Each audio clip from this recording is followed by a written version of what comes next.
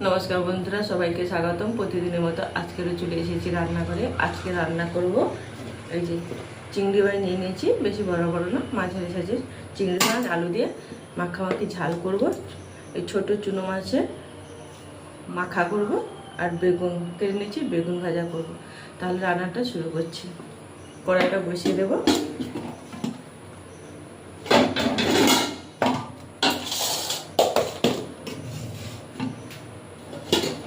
গ্যাসটা ধরে নেব।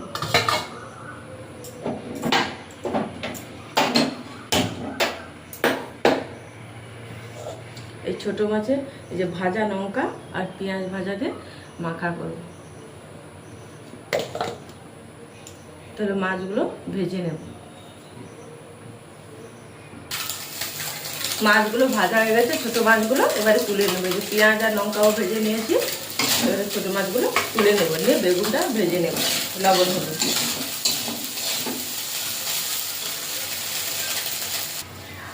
বেগুনটা ভাজা হয়ে গেছে, এবারে তুলে নেব।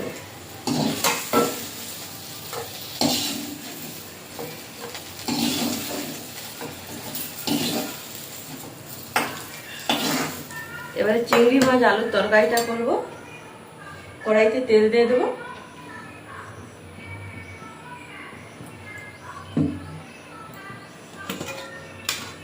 দিয়ে দেবো পেঁয়াজ কুচি,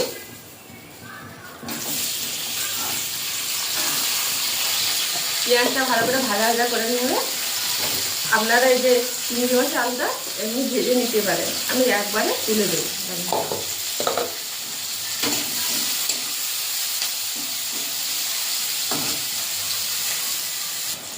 পেঁয়াজটা ভাজা ভাজা করে নিয়েছি।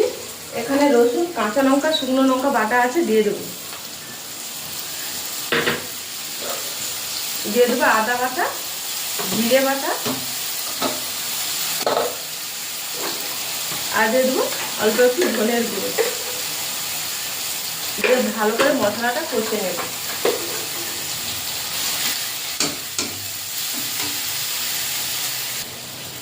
মশলাটা কষানো হয়ে গেছে, এই যে মশলাতে তেল ছেড়ে গেছে।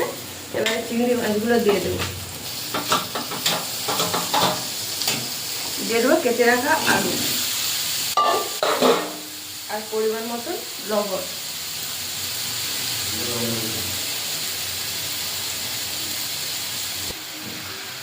মশলাটা কষানো হয়ে গেছে, এবারে জল দিয়ে দেবো।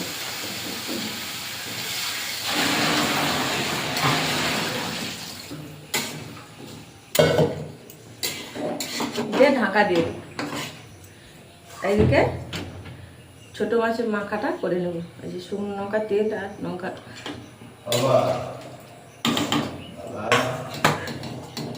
তেল লবণ নিয়ে নিয়েছি।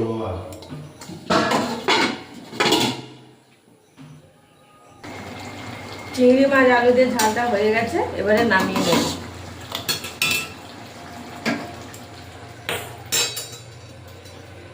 এই দেখুন,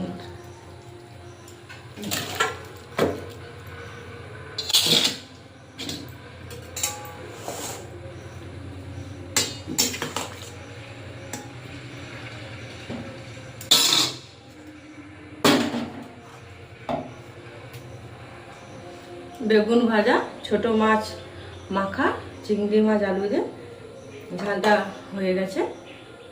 তাহলে বন্ধুরা আজকে আসছি, টাটা।